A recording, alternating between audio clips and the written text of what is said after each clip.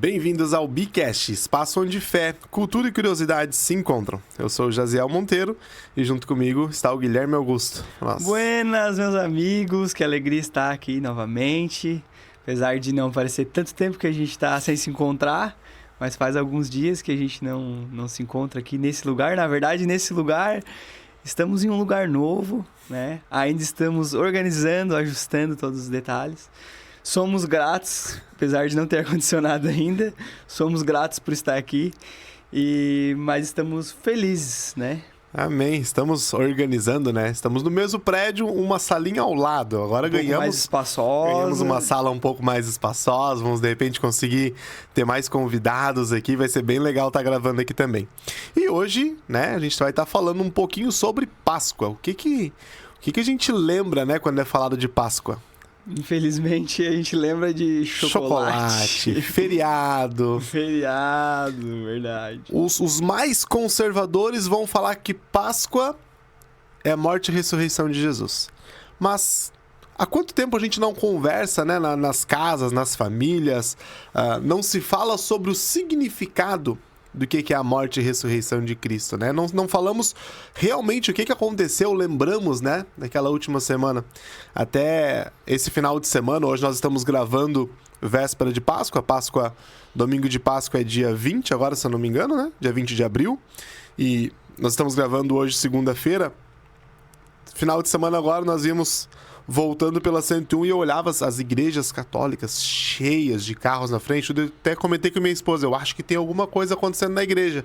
E aí ela lembrou, não, hoje é domingo de Ramos. Domingo de Ramos, verdade. Aí eu comecei a pensar, né? Quando que foi falado o que aconteceu na semana que antecede a crucificação de Jesus? Domingo de Ramos, a entrada triunfal, né, de Cristo na cidade de Jerusalém. E aí a gente já começa a falar sobre esses 7 dias, esses 6 dias antes da crucificação. E eu considero muito importante, não vou dizer que não tinha isso quando eu era criança, de repente tu vai concordar ou não, né, saber como é que era na tua casa, mas eu não lembro de ser falado. Lembra da escola dominical que a gente aprendia sobre isso, mas de parar em frente a um presépio, né? Ou o presépio era no Natal, né? Agora eu me passei aqui. Mas parar parar e entender a história, saber exatamente o que aconteceu nessa semana. Só se perguntássemos hoje para as crianças aí, será que eles saberiam nos responder? Eu acho que poucas. Como é que era na tua infância? Eu acho que, na verdade, os adultos também não saberiam responder, né? Às vezes, eu acho que para quem não convive, para quem não tem uma leitura diária, para quem não convive, não está em ambientes, né, religiosos ou no culto mesmo, talvez não saiba, né, que a Páscoa tem esse significado tão importante, tão profundo para a gente, né? E falando da entrada triunfal de Jesus, talvez os heróis de todos os lugares entram num cavalo branco com seu exército, né? E a gente vê a humildade de Jesus nisso, né? Entrando num jumentinho, né? Num jumentinho. E que foi lá, né? Ele ordenou, né? Que pegassem lá o jumentinho. E é legal até porque, né? Vão até o lugar, tire e peça, né, fale que é pra Jesus, no caso, né, fala que que Jesus ordenou que levasse o jumentinho, e a gente vê as coisas simples acontecendo, mas de um acontecimento tão grande para nós cristãos, né. Isso vai estar, até tô procurando aqui na Bíblia, quero abrir, Zacarias 9:9, é o que se cumpre, né, o que a gente está falando aqui.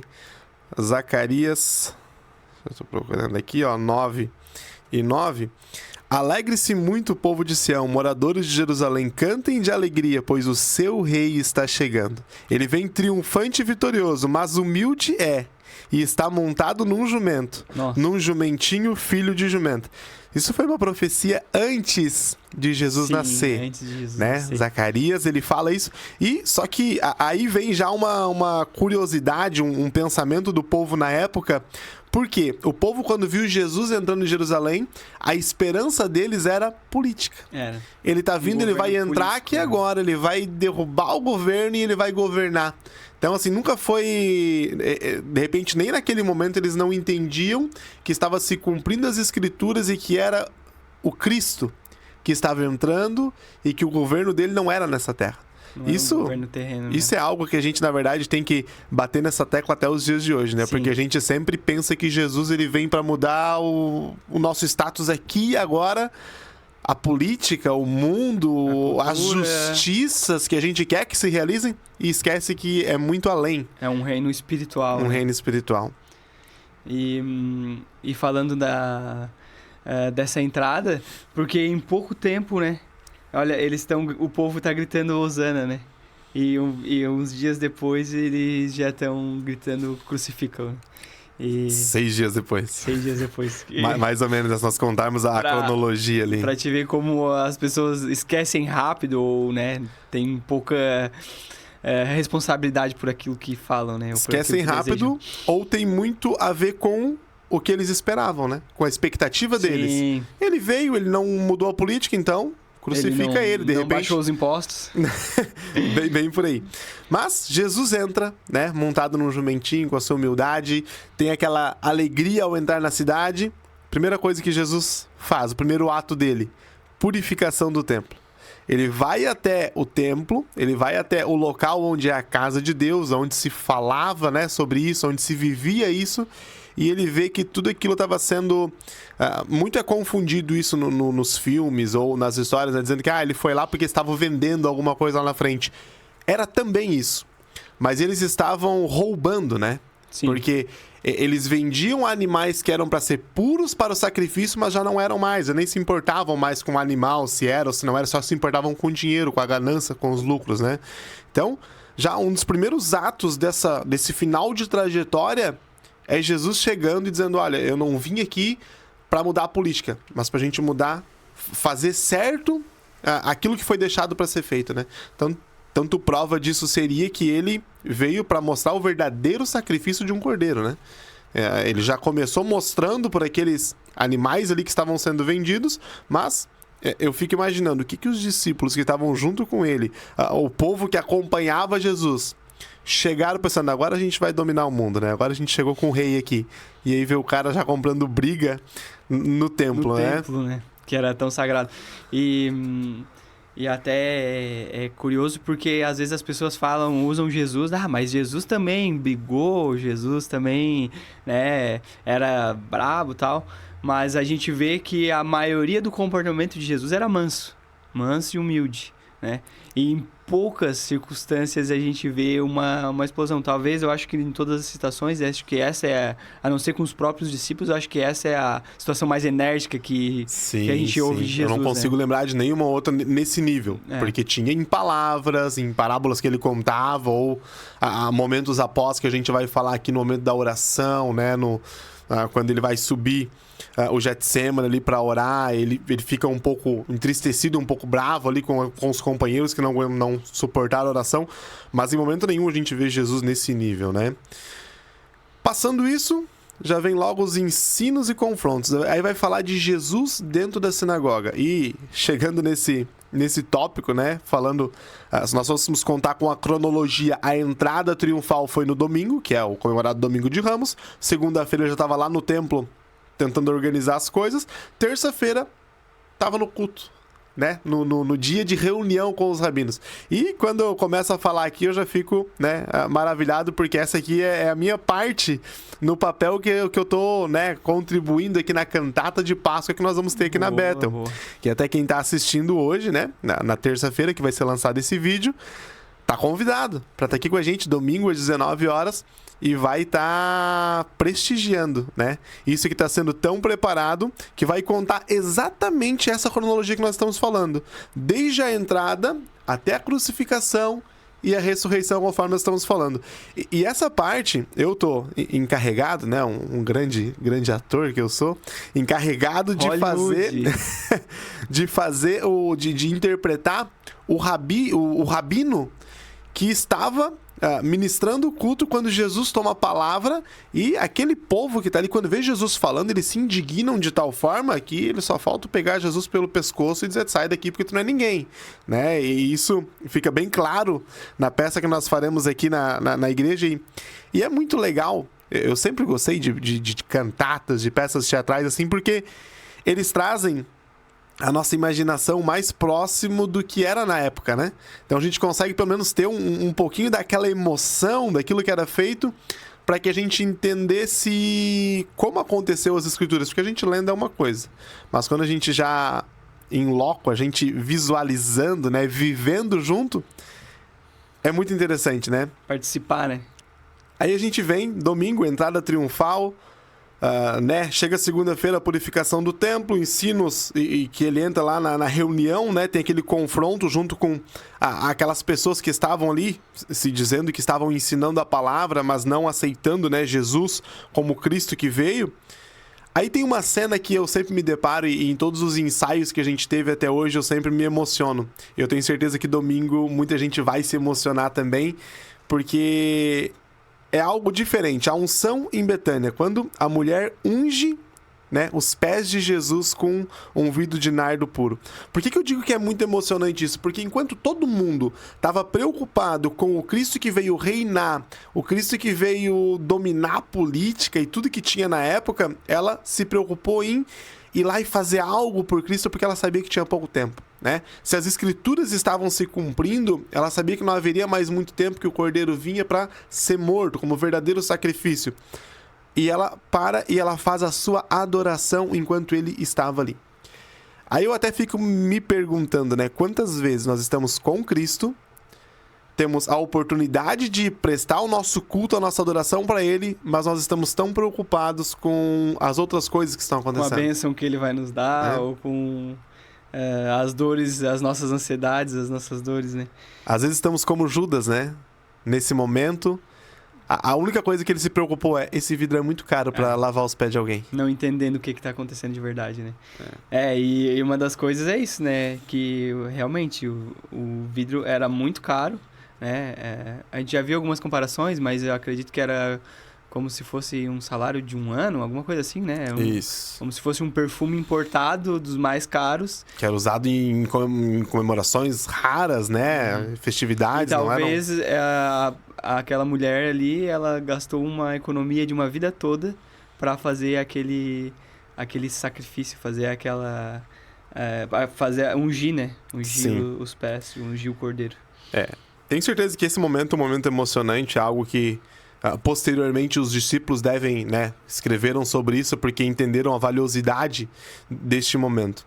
E quando logo a gente passa disso, a gente já vai para a última ceia, né? Que também... Tão retratada, né? Não, artistas, né? Tem hoje...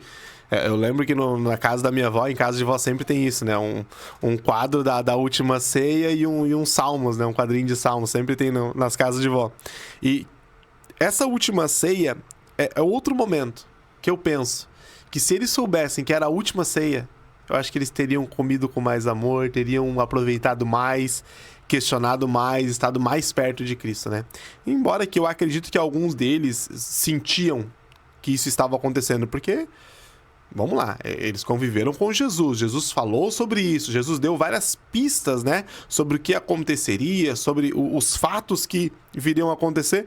Então, acredito que eles estavam sabendo de alguma coisa, né, estavam pelo menos pressentindo ou sentindo que algo iria acontecer.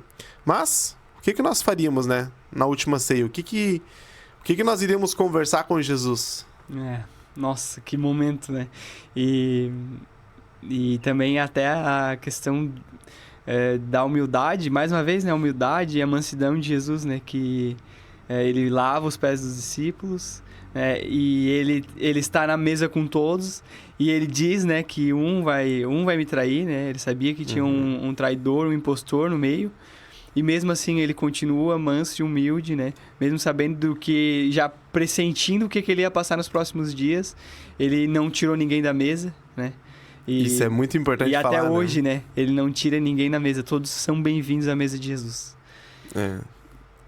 Tem um hino, e eu sempre gosto de lembrar que eu sou um péssimo cantor e até mesmo lembrar. Agora vocês me ajudam a lembrar da letra aí. Mas eu lembro que aqui na igreja o Tiaguinho canta, que fala que eu não trouxe nada pra mesa, né? Eu não trouxe nada pra mesa. Eu tenho uma fome e uma sede. Mas tem uma parte nesse hino, creio que é o mesmo hino, que fala que ele não me rejeitou. Ele me deu um lugar na mesa pra estar junto com ele, né? E isso é muito legal da gente, né, parar e analisar, porque a religião, ela tira as pessoas, né? A religião afasta as pessoas. Ela diz, não, vocês não são dignos de estar aqui. E Jesus diz, não, todos são dignos de estar à mesa comigo. Todos têm a oportunidade de estar junto comigo. Todos que querem podem sentar à mesa comigo. Uau, é algo maravilhoso. Foi a ceia, comeram, beberam, de repente estavam todos alegres e vamos subir o Getsemane para orar, né? Eu sempre, né, eu cresci, nasci dentro da igreja e sempre tive momentos de a gente aproveitar com os líderes, né? Vai ter um retiro de homens e a gente sempre queria estar perto do pastor, dos evangelistas. Por quê? Porque eram as pessoas que iriam estar orando e a gente queria estar lá junto aprendendo, né? Esse momento Jesus, ele convida, né? Na sua angústia, ele convida para ir orar. E ele vai com os seus discípulos, escolhe, né, os mais chegados, os mais próximos, os mais chegados. Vamos subir, vamos orar junto. E quando ele está lá em cima orando, ele desce até onde estavam aqueles discípulos e eles já estavam adormecidos. Eu gosto de analisar isso aqui de duas formas, né? Eu não gosto de pensar que eles eram preguiçosos e estavam dormindo porque queriam. Eu creio que espiritualmente era algo tão pesado que eles estavam passando. Com certeza, né? Que isso pode ter abalado eles de alguma forma, né? Sim, não conseguiram suportar. O próprio Jesus, né? O próprio Jesus está em agonia ali, né? Se for possível, né? Passa esse cálice de mim.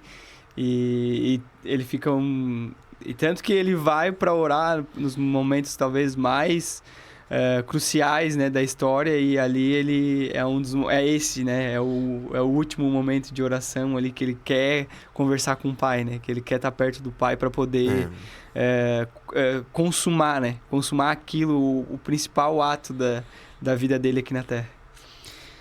E já depois que eles descem, né, Judas vai lá e traz Jesus, né? Com um beijo, né? Essa traição, ela já aconteceu muito antes disso, né? Porque Judas, Sim. ele já procurou as autoridades para vender Jesus. No coração dele já tinha ido há muito tempo, né? No coração dele já tinha traído, já tinha conversado com as autoridades. Vamos dizer assim, ele já estava comendo a ceia lá sabendo, né, o que ele tinha feito. Não, o valor que foi da traição, né? Foi um valor, né, comparado com, se a gente fosse trazer, é um valor irrisório, um valor Sim. que não é um valor que tu ganharia por uma grande recompensa, né? Sim, Mostra, tipo, um coração, né, caído, um coração traidor mesmo, que, tipo assim, eu não me importo tanto assim, né? Sim. Judas, muito possivelmente, assim como todas as outras pessoas, esperando que Jesus viria mudar um sistema político, né? Não mudou, então ele não é o meu Cristo, né? Então, vamos assim, vou vender a qualquer preço porque deve ser mais um profeta que está chegando aqui. Não entendeu, né, a grandiosidade daquilo que estava acontecendo. E eu escutei essa semana algo que é bem interessante de se pensar, que o diabo, né, o tentador, Satanás, ele sempre nos oferece algo que a gente já tem.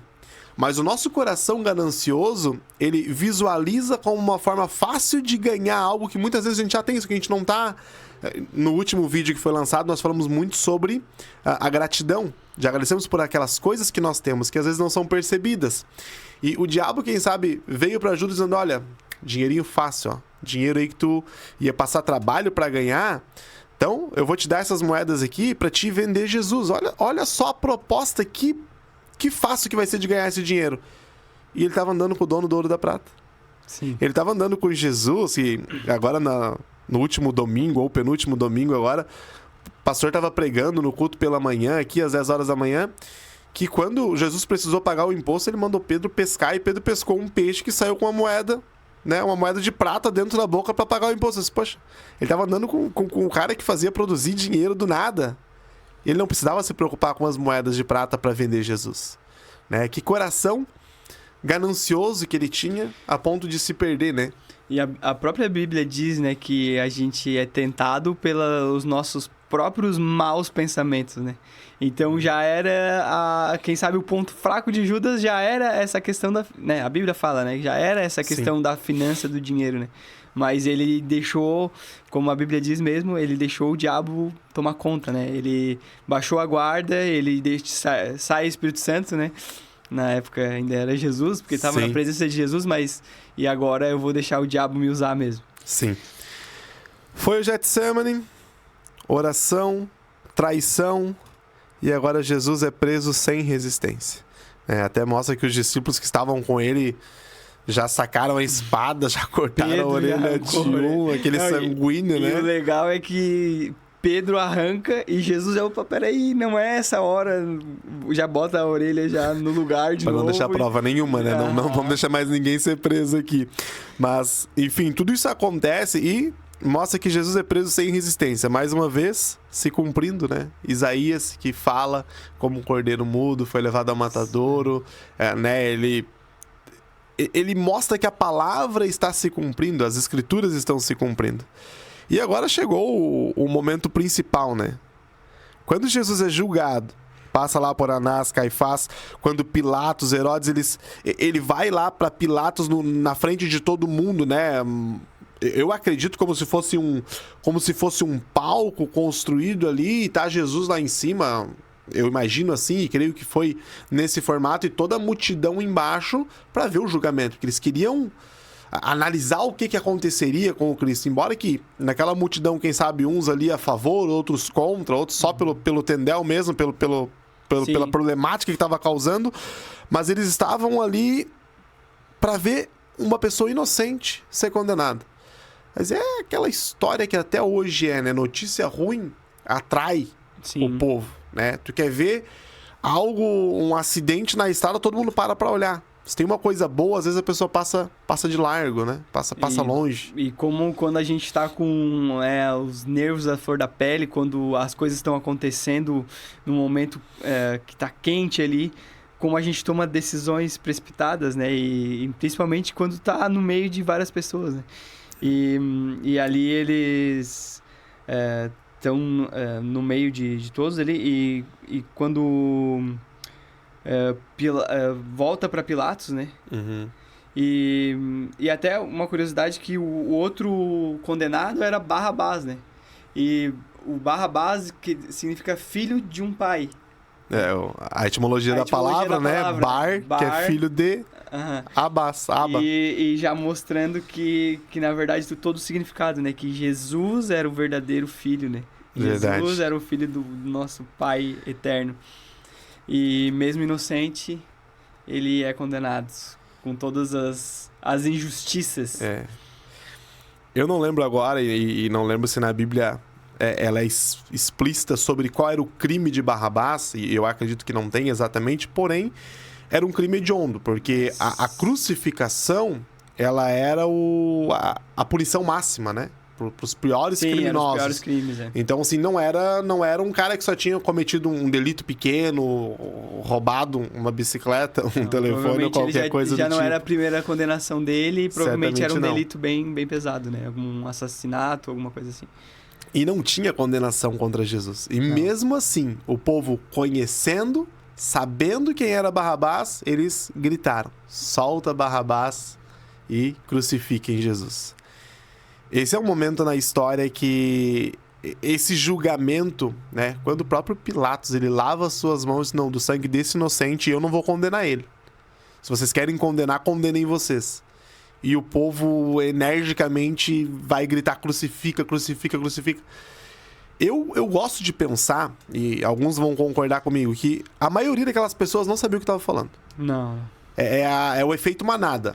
Jesus fala, né? Eles não sabem o que fazem. Viram uns gritando lá, vamos gritar também, quem é esse aí? Se ele fosse, e até é uma fala minha, mais uma vez, no teatro, né? Quando eu já tô lá, agora já mudei o personagem, já tô lá no meio da multidão. Que quando Jesus está sendo crucificado, se ouve gritos, né? Se tu és mesmo o Filho de Deus, desce daí. Te salva. Salva-te. E se fosse, salva-te a ti mesmo. Eu acredito que se eu fosse Jesus, acho que eu tinha virado a mão na orelha de um e tinha descido. Mas o que Jesus estava lá fazendo? Então, Olha o que eu posso fazer. Ó, se eu quisesse. Se eu quisesse. Mas o que Jesus está lá fazendo? Fazendo se cumprir a palavra, né? Cumprindo a palavra. E ele entende que ele precisa passar por aquele momento. Não, eu ficava... Quando era menor, assim, criança... Eu ficava muito revoltado, né? Mas por que fizeram isso com Jesus, né? Por que tanta injustiça? E a gente, às vezes, fica até com raiva, né? Do povo, porque era um povo religioso, não era um povo assim, não. As pessoas conheciam a história, tudo. E a justiça, a própria justiça, por que a justiça fez isso? Mas quando fala que ele se entregou, né? Sim. Ele se entregou, não foi eles não mataram Jesus, mas ele se entregou pelos nossos pecados. Sim. É incrível, e daí a gente já entra agora para a parte da crucificação, né? Quando acontece todo esse julgamento, tudo então agora foi condenado. A partir de agora já vai vir a parte da crucificação, né? E essa a sexta-feira, que às vezes é tão esquecida, porque sexta-feira santa é feriado, vamos curtir, vamos sair com a família. E seria um momento de nós parar e pensar, né? Parar e analisar o que Jesus passou há mais de 2000 anos atrás, porque se nós lermos na Bíblia Sagrada, é uma parte da gente ler chorando também, da gente ler emocionado, porque a gente vai olhar quando Cristo, ele acontece de ele passar pela crucificação, muito antes de ele pegar a cruz nos ombros, ele já é esbofeteado, ele é cuspido, caluniado. É falado contra ele, e ele calado em todos os momentos, né? Quando ele recebe as chibatadas ali, que aquilo rasga sua pele. Quando ele é colocado, humilhado, coloca uma coroa de espinhos, tu não dizer que tu era o rei, não dizer que tu era o Cristo aqui, que tu era o cara, então vamos colocar uma coroa de espinhos para rasgar. Maior tipo de humilhação, né, em todas as áreas, né, começando com a cruz, mas todo o tratamento ali, né. Todo o tratamento, em todo o tempo, né, que ele passou por toda aquela humilhação para ser crucificado pela minha e pela tua vida. E hoje a gente muitas vezes não dá esse devido valor, que eu digo que é uma linha tênue da gente pensar, porque a gente não pode entender que nós vamos pagar alguma coisa para Cristo. Isso é impagável, né? Ele entregou a vida. É graça. Mas ao mesmo tempo a gente não pode pensar que é de graça. Sim. Né? Que, não, agora então eu vou viver minha vida do jeito que eu quero, porque ele já pagou mesmo, já tá tudo certo. Eu gosto de pensar que cada vez que a gente peca, é uma pontinha daquela chibatada que a gente tá dando em Jesus. Porque a gente sabe que tá fazendo, não em casos que, vamos dizer assim, tu não tem no conhecimento, né? Mas quando tu já tem o conhecimento, o Espírito Santo já tá ali pra te convencer, pra te conduzir, a gente peca conscientemente, é como se a gente estivesse jogando na cara de Cristo, olha, não valeu de nada o teu sofrimento, né? A gente tinha que ter um pouquinho mais Como se a gente quisesse crucificar de novo, né?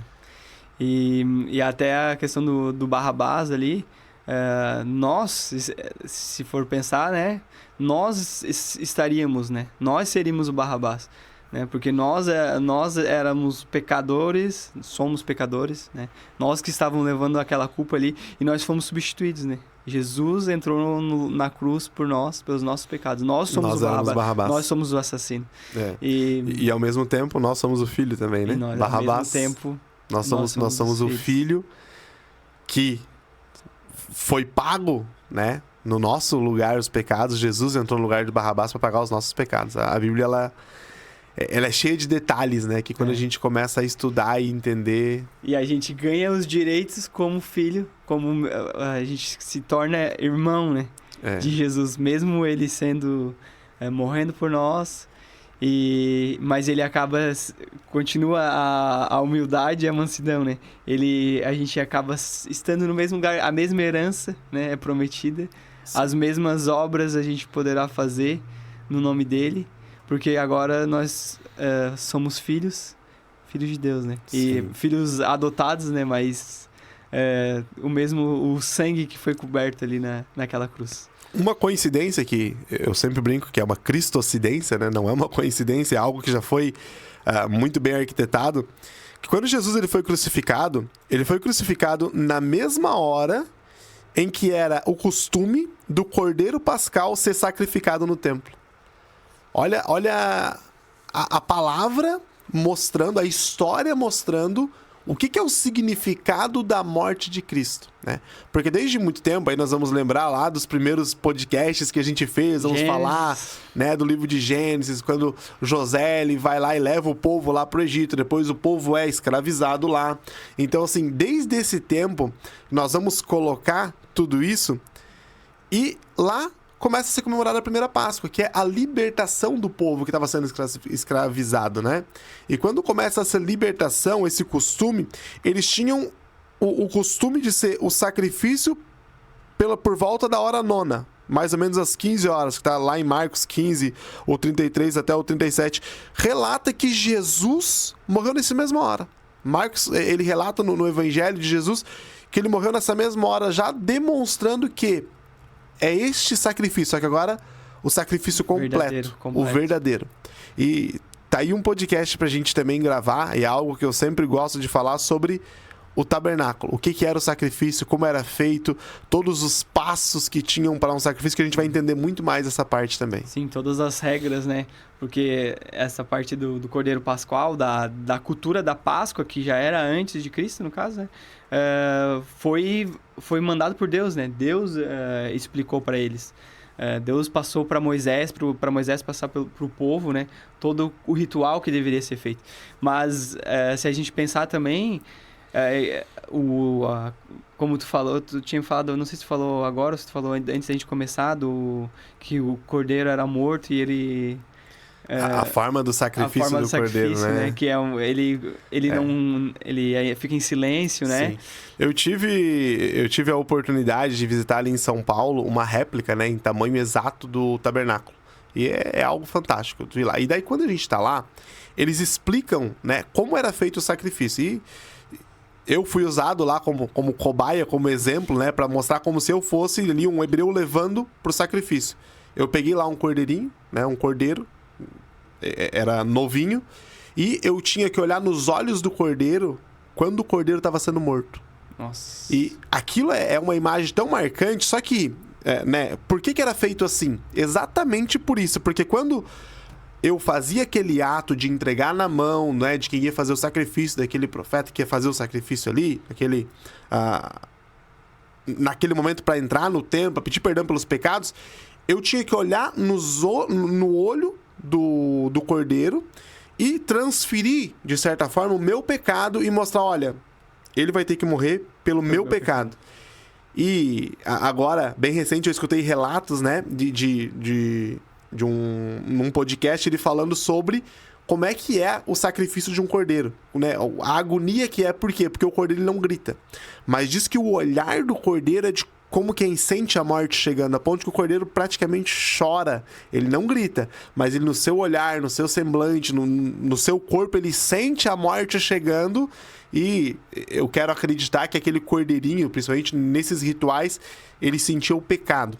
E a história fala que quando aquela pessoa que oferecia esse sacrifício, vendo o cordeiro morrer, ela entendia, cada vez que eu peco, alguém tem que morrer para que esse pecado seja curado, né?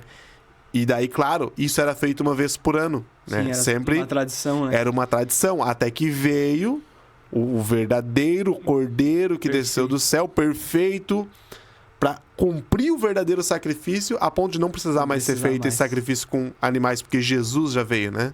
Sim, e imagino que depois de um tempo, pela quantidade de judeus, né, da quantidade de pessoas, imagino que era um banho de sangue, né? Porque todo ano fazer aquilo ali, imagina o quanto de sangue seria derramado hoje se continuasse ainda assim, né, o sacrifício. Acho que não ia ter cordeiro suficiente para livrar todos os pecados, que era por família, né? Uma verdadeira chacina, né? Sim. De cordeirinhos, mas quando chega Jesus, ele toma o lugar de todos, até da natureza, mas principalmente o nosso lugar, né? O tempo passa rápido demais, né? Mas eu acho que nós conseguimos ter um panorama geral desses últimos 7 dias até a crucificação, e aí no terceiro dia vai ter ali a ressurreição. Tem um hino, né, que é o João 20, que ele descreve exatamente essa hora, esse momento de que Maria vai lá no túmulo para procurar o corpo do mestre. Ela não encontra mais o corpo porque ele já havia ressuscitado. A parte final da nossa cantata de Páscoa demonstra toda essa história exatamente com essa mesma música também sendo cantada. E isso é um relato, né, do cumprimento do que Jesus veio vivendo, né, do que ele veio viver, do que ele veio passar. Mas mostra que o nosso Cristo não está morto, mas ele ressuscitou. Que você possa meditar, né, nessa história, nesses dias principalmente. Você deveria lembrar disso o ano inteiro, né? Deveria estar na ponta da nossa língua todos os detalhes, mas que neste momento a gente possa lembrar do que Cristo passou, do que ele veio para acontecer tudo isso, para cumprir as Escrituras, para que a nossa vida, né, hoje nós tivéssemos o direito, essa adoção, de nós termos o privilégio de poder um dia estar com ele, porque ele veio passar por tudo isso e morreu na cruz do Calvário. Sim, é um momento de reflexão, e não deixe de estar com a sua família, de se alegrar, né? A gente tem as nossas tradições, tudo certo, continua a tradição com a sua família, mas também lembre isso, né, com a sua família, lembre com os seus filhos, né?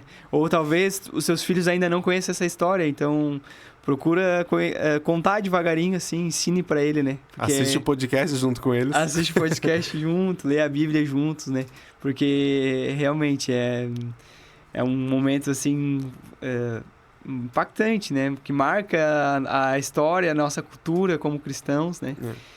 Mas principalmente porque nós temos liberdades, nós temos a liberdade que foi paga lá na cruz, nós somos adotados, nós somos filhos, né? Filhos Sim. amados de Deus, né? Olha todo esse plano lindo, né? Esse plano de redenção que foi feito lá naquela cruz para pagar os nossos pecados, e hoje nós temos vida. E por isso é um momento também de agradecer, de louvar e agradecer a Deus por tudo. Que nós possamos nos lembrar, né, que embora todas essas grandes datas comercialmente a gente vai perdendo um pouco do propósito, como tu disse, quer comemorar com a tua família, ter a tua tradição, tem essa tradição, mas não lembra do propósito, não lembra do significado, né? Eu até lembro que eu sempre bati muito nessa tecla de que o Natal a gente para e comemora como algo esplêndido que aconteceu, que foi o nascimento de Jesus. Mas a Páscoa é tão importante quanto, né? Claro que a história inteira de Jesus é importante, mas a Páscoa para nós foi o momento do cumprimento onde nós ganhamos também o acesso, né? Onde o Cordeiro foi morto. Daí, tantos detalhes que a gente não conseguiu falar aqui, né? O véu se rasgando, nos dando acesso ao templo. Isso, vamos, quem sabe, ter mais oportunidades, né? Mais bate-papo pra gente falar sobre isso, mas que a gente possa ter esse momento de reflexão nesse dia, para nós lembrarmos do verdadeiro significado da Páscoa. Não é coelhinho, não é ovo, não é chocolate, embora que tudo isso vai nos alegrar, mas que a nossa maior alegria possa ser pela morte e ressurreição de Cristo. Amém. Até legal, pesquisa aí, como é que era o véu. Uma pessoa sozinha não conseguiria rasgar o véu. O véu era... Mas vou deixar para ti procurar isso aí na Bíblia. Realmente divino. Foi algo divino. E feliz Páscoa, então, a todos. Curte aí, segue o nosso canal, compartilha com os teus amigos e não esqueça, Jesus está vivo. Isso aí. Então, nós agradecemos a presença de vocês aqui, ainda que online. Vocês estão aí escutando, ouvindo, vendo, né, esse podcast.